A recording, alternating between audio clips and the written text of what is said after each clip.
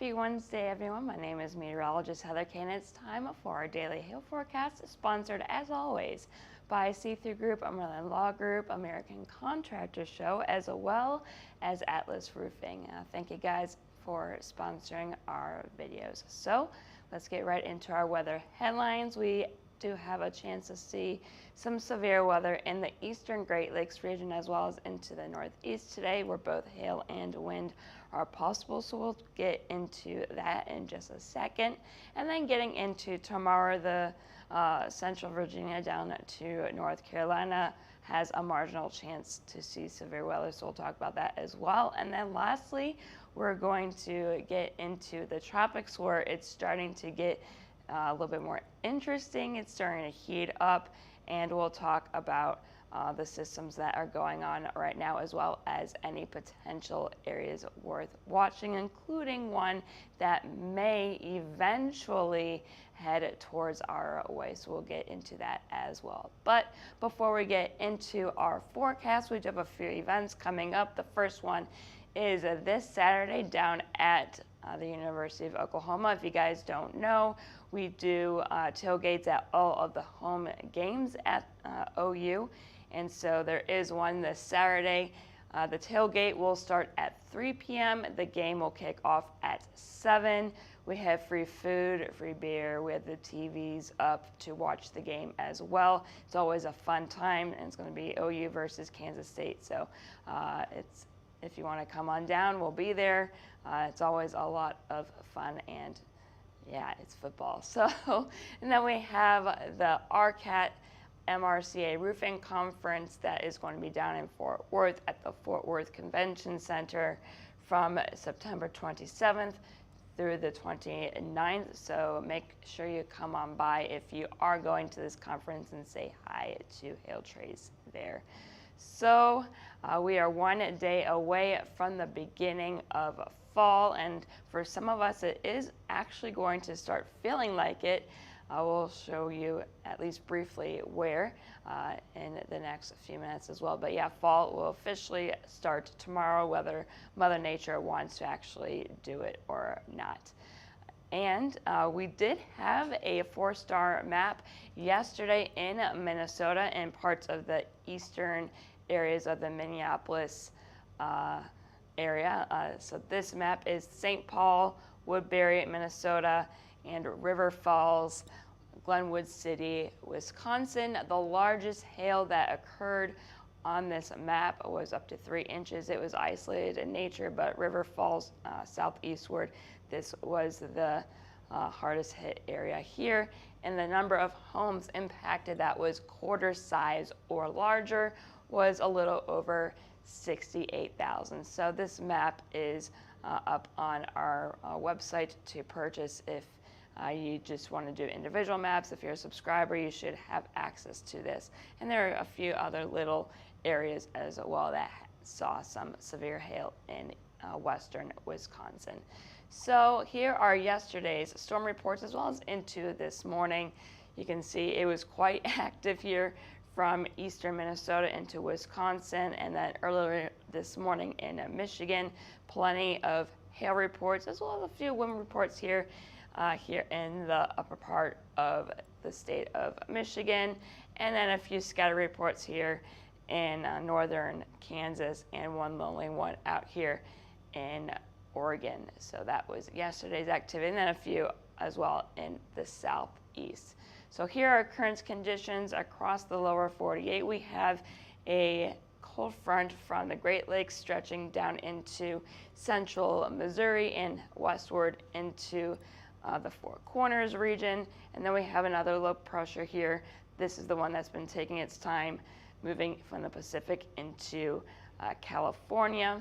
We're going to zoom into the Great Lakes first. There once again was some severe weather that occurred earlier this morning around 7 a.m. Central, 8 a.m. Eastern. Basically, central Michigan, southeastward Detroit, you had some isolated quarters a little while ago as well.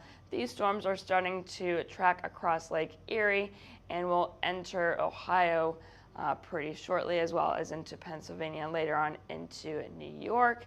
And then we have, again, that low pressure starting to spin up here in northern California, and this could potentially bring some severe weather to parts of the west later on today, and that's going to be mostly a wind threat. So zooming back out, looking at our temperatures, you can see very clearly where that cold front is set up. It is 82 in Fort Wayne, 79 in Kansas City. You go north of that front, it's only 64 in Minneapolis. We are still very toasty here in the south, 91 in Dallas, as well as Houston, and more upper 80s to lower 90s here in the southeast. And taking a look at our dew points, lots of moisture streaming in from the Gulf of Mexico northward, so we have that that moisture as well as some instability that's needed for those storms that will fire later on this afternoon. 67 degree dew point in Chicago as well as into St. Louis, and then we have some more 60 and 70 degree dew points in the south. So here is our future radar. This is actually a different model that I'm using today for this particular area, as the other model hasn't been agreeing with the current conditions the last few mornings, but this one's a little bit better, so I'm using this one instead. So this is our current time. Storms again just to the southeast of Detroit, crossing Lake Erie, and they will enter New York as well as Pennsylvania westward into northern Ohio and Indiana, and just south of Chicago within the next few hours. This is at 3 p.m. Central, so 4 p.m. Eastern time, and you can see as we get later on in the evening, those storms will start to push more to the south and southeast. Pittsburgh, you can see the chance for severe weather around 9 p.m. at your time, and then more storms will be getting into New York as well, getting from this afternoon through this evening and into the overnight hours. And more storms are possible as we enter the late evening. This is at 3 p.m. Central, so 4 a.m. in the morning for you guys. And more storms will continue to push off to the east as we wake up tomorrow morning. Now heading out to the west. Again, we have that low pressure system in Northern California as we get into this afternoon. So within the next hour to 2 hours, we need to watch areas such as Salt Lake City, northwestward to Boise, for the potential for some gusty storms. And these will continue to develop as we go through this afternoon and evening. You can just see these bands here of storms that will possibly fire up associated with that low pressure system as we get through this evening, as well as into the overnight hours. And just some rain here in Denver. Unfortunately, no severe weather is expected for you guys there. So let's break it all down. Today's hail forecast is just here in the southern or the eastern Great Lakes into the northeast. Areas such as Cleveland, northeastward to Rochester. I think this is the best area to see that large hail, potentially up to golf ball size. I think it's going to be pretty isolated in nature if it does get up to that size. Elsewhere, though, up to $half size hail is possible from areas such as Indianapolis, eastward to Pittsburgh, and as far east as Albany, New York, later on this evening. And then taking a look at our wind, same area across the northeast as well as another area out west with that low pressure system. Let's zoom on in here first for the northeast. Once again, Cleveland, Pittsburgh, Rochester, I think this is the best area that we will see the highest potential for severe wind gusts, anywhere from 60 to 78 miles per hour. Lower chance, though, as we head southwest to Indianapolis and into central Illinois. And then again, with that low pressure system, we have a decent chance to see 60 mile per hour wind gusts for Salt Lake City. I think you have the best chance, and then a lower chance for Boise, Idaho.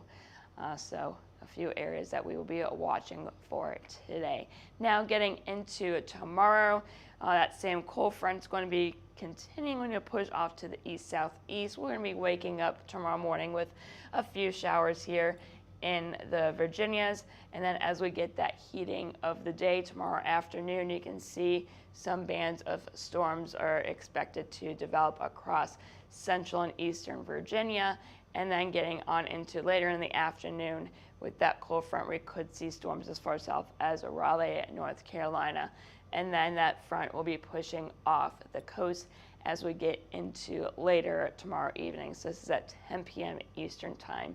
We should be clearing out for a lot of you guys as we get into tomorrow evening, and then the overnight for the most part should be dry. So here is tomorrow's hail forecast. Just a small area here from central and eastern Virginia, maybe as far north as parts of, we got Delaware as well as Maryland, far south, New Jersey, all the way down to Raleigh, North Carolina. Hail sizes will be up to $0.50, and they should be isolated in nature. And then for tomorrow's wind forecast, same areas, and they're going to be isolated storms, so isolated wind gusts up to 60 miles per hour, again from Richmond down to Raleigh, North Carolina. And these will be with those storms that should fire tomorrow afternoon and will dwindle down as the sun sets and that cold front moves off the coast.